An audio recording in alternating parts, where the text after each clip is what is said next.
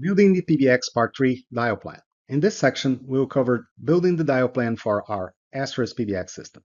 The dial plan is a crucial component that defines how incoming calls are handled and routed within the PBX.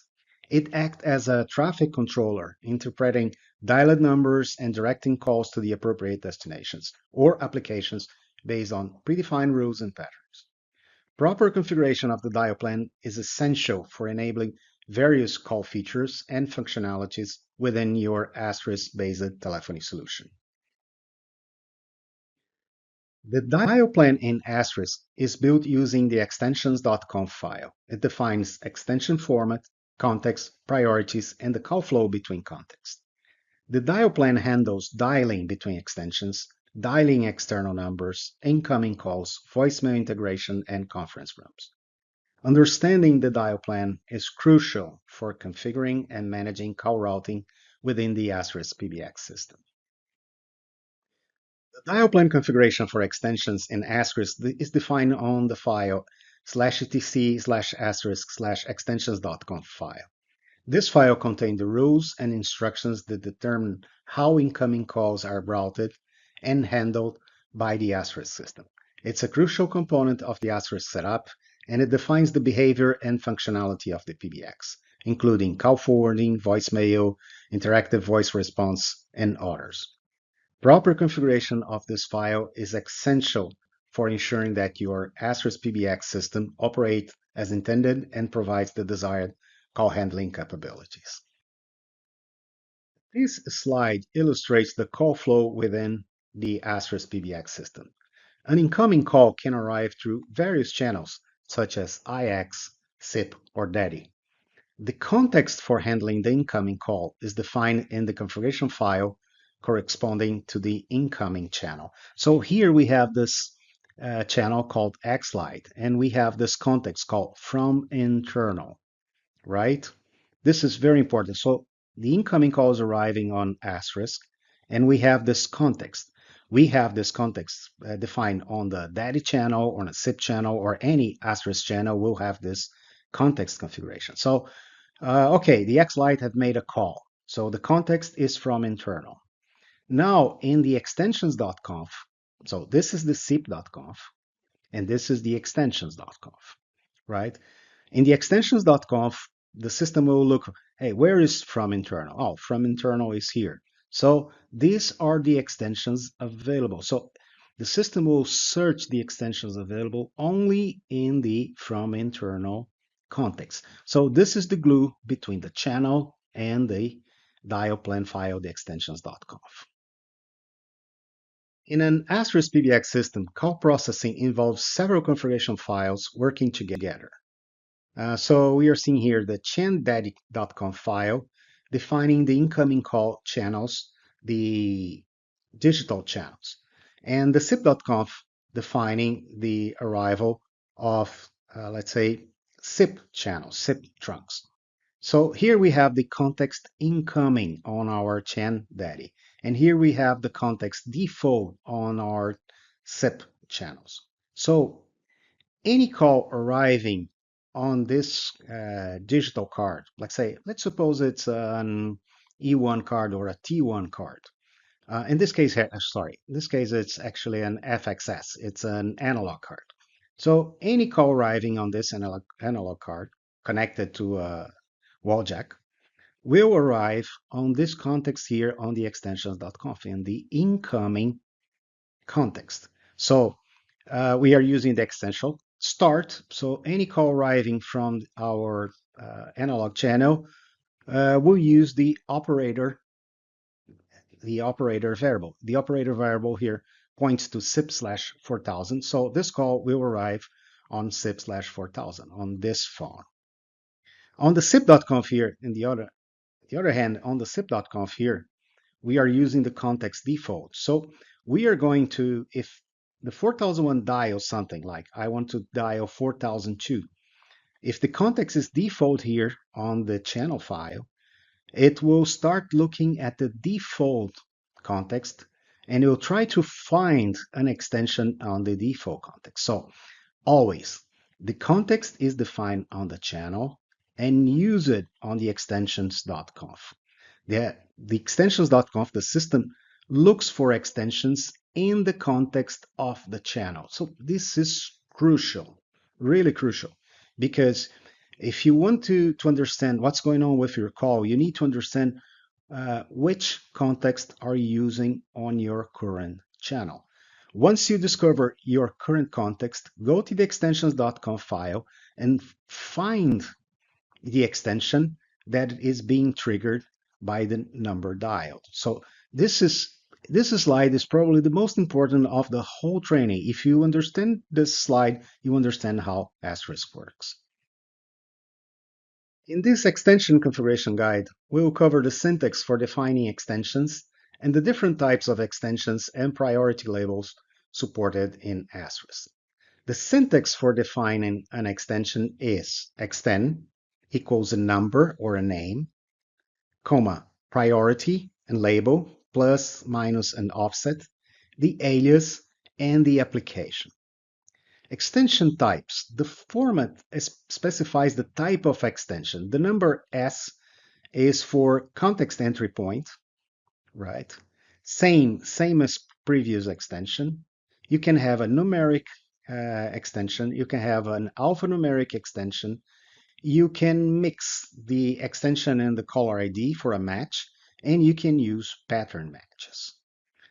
For priorities, you can have a priority from 1 to 9, or you can simply use n, like the next priority. You can also use the same priority, and we can use plus or minus on a specific priority. In most of the cases, we are going to use priority number, the next, and same usually we're going to use same on the other line. You're going to see this examples of the syntax is much easier than it looks like. This slide provides examples of different types of extensions and their corresponding routes in an Asterisk PBX system. Here we can see a caller ID route based on A and B number. So you can route based on the destination and also on the source. Here we are doing answer to answer a call, playback TT Weasel, that is a recording.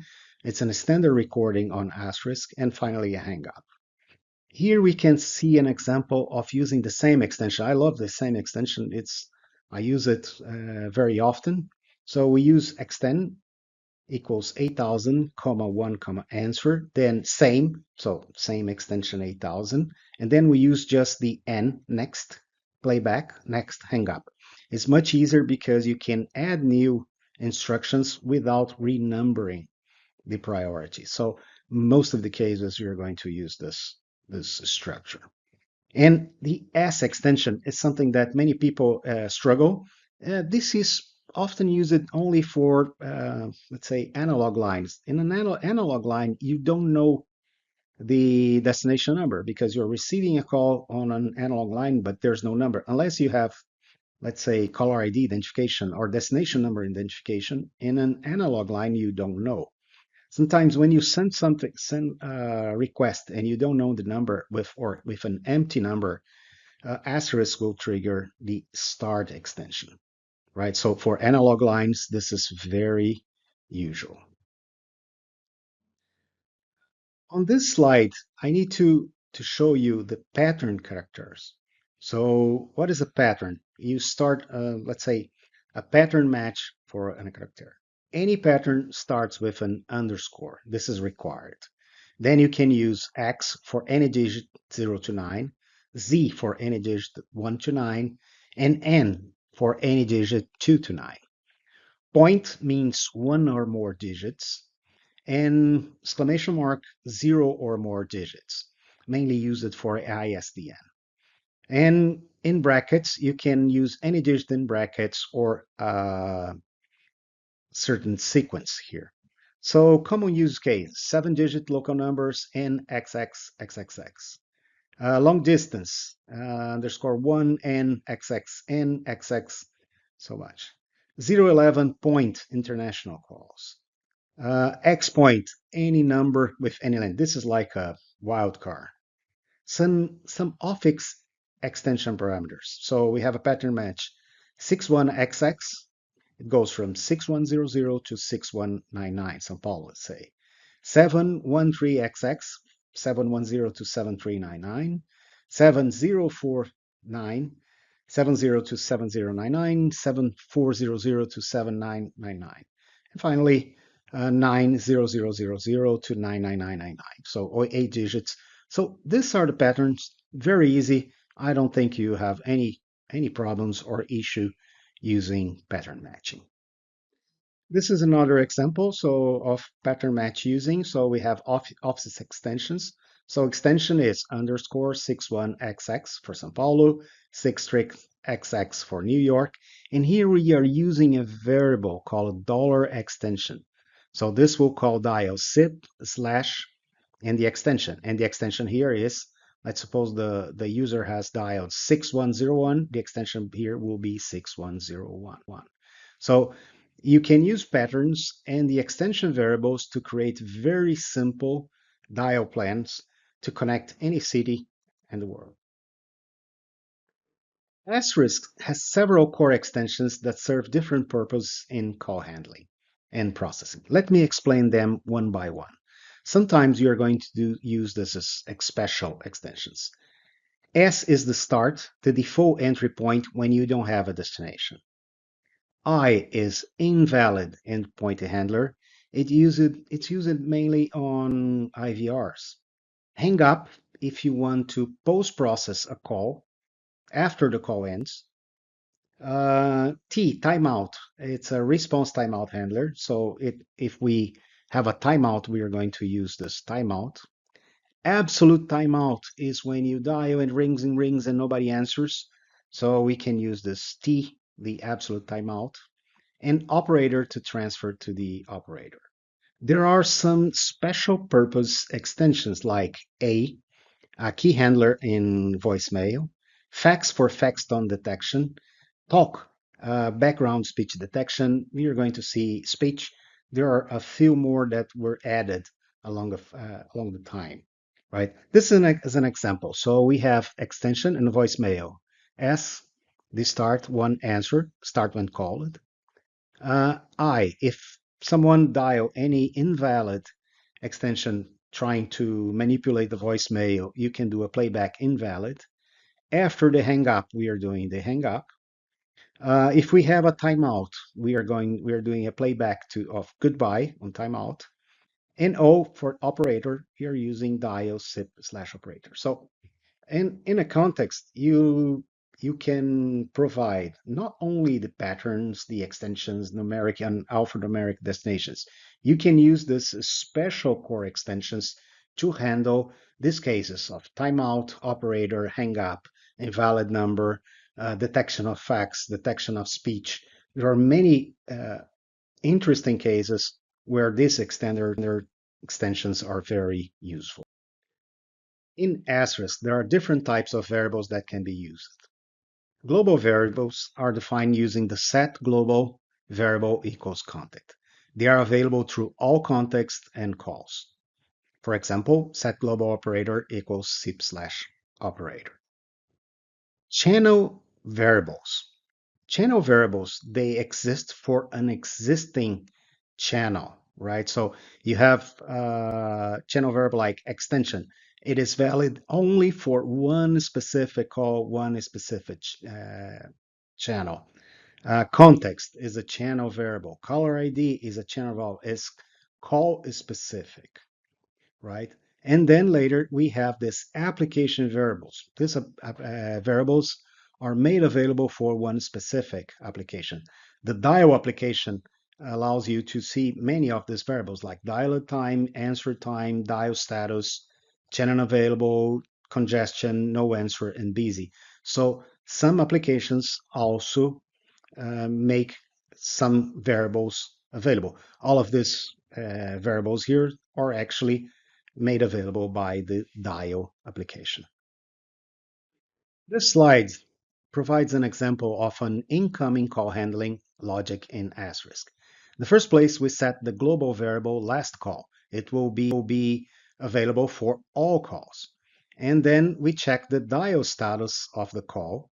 if it's busy or unavailable. And if it's busy, we play back user busy. If it's unavailable, we play back the user unreachable. So here we are using also this labels here, right? And the go to if to change the way the traffic is managed here. In asterisk dialplan expressions, the basic syntax follows is the expression, operator, and expression. This, you can have mathematical operations like addition, subtraction, multiplication, division, and modules. Logical operators are and or not. Comparison operators like equal, greater than, not equal, greater than or equal, less than or equal. And finally, pattern matching. The operator description, regular expression if matched, or an exact pattern match. These expressions are very useful in the dial plan. We can implement several different types of logic using these expressions. This slide provides examples of different types of expressions that can be used in the asterisk dial plan. First, math operation. It demonstrates how to perform a mathematical operation by adding 2 to a variable value using the set function. Then we have the logical condition. This example shows how to use the goToIf function to check a logical condition involving the count and status channels variable. So greater than 5 and status active, high or low. These are the labels. Pattern matching. Pattern matching illustrates the pattern matching using the goToIf command, right? Sorry, the goToIf application to validate if a number variable matched a specific regular expression variable. So we can say valid or invalid. And finally, the conditional expression. The next example use the set function to assign a value to status to active or inactive, depending on the result of the queue members.